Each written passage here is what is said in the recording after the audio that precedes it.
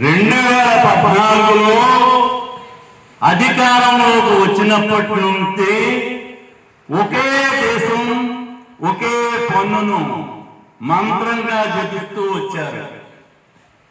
అదొక్కటే ప్రజల కష్టాలకు మందు అన్నట్లు ప్రచారం చేసి 2017లో జిఎస్టి చట్టం అమల్లోకి తెచ్చారు.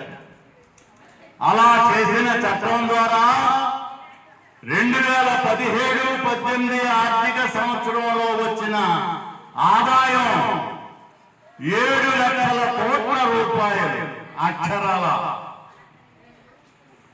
2024-25 ఆర్థిక సంవత్సరంలో జిఎస్టి ఆదాయం 22 లక్షల కోట్లు, అంటే 8 సంవత్సరాలలో 3 రెట్లు పెరిగింది. నూతన ఆర్థిక విధానాలను తనకు అనుకూలంగా మార్చుకున్న మోడీ సర్కారు ప్రజల సంపదను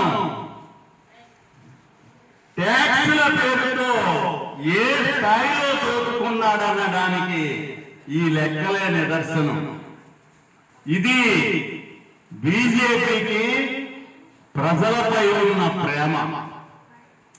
ఒళ్ళంతా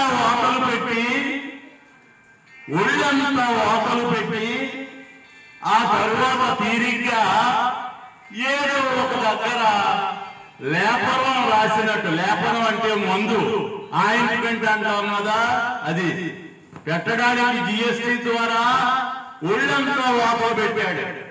కానీ 1-2 వాతలకి ఆయింట్మెంట్ పోస్తా ఉన్నాడు. కేంద్ర ప్రభుత్వం జిఎస్టి విధానంలో కొన్ని మార్పులు ప్రకటించింది. సామాన్యుల నుండి పిండినది ఎంత, ఇప్పుడు తగ్గిస్తున్నది ఎంత ప్రజలకు తెలియజేయవలసిందిగా పాలకులను కోరుతున్నాం. పోరాడదాం. ప్రజాస్వామ్యం, సోషలిజం, దేశ విముక్తి కోసం పోరాడదాం. ప్రజాస్వామ్యం, సోషలిజం, దేశ విముక్తి కోసం